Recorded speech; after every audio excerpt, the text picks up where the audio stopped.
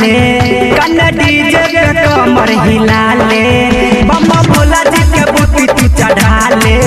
कन डीजे पे कमर हिला ले बम बोले बोले गोले गोले लटा कावर पे डोले लटा गोले गोले दोनों कावर पे डोले लटा गोले गोले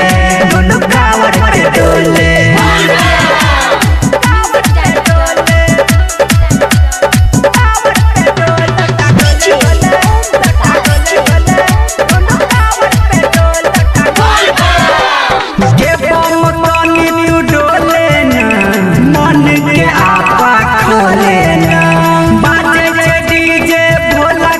तू दू घोट पी लेना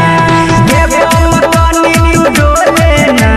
मन के आपा खो लेना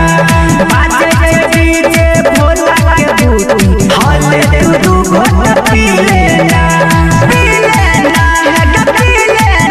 तब मिल जतो तोर के पावर चाहे कंकर डर आपार तब मिल जतो तोर के पावर चाहे बोले बोले गोले गोले लोटा कावर पे डोले लोटा गोले गोले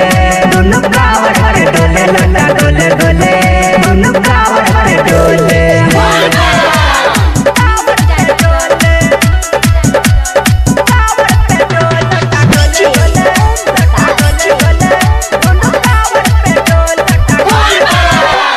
मिल जतो तोरो आराम गे बाबा के ले वही जनाम गे काबर में पावर बढ़ा के चल तू सुबह शाम गे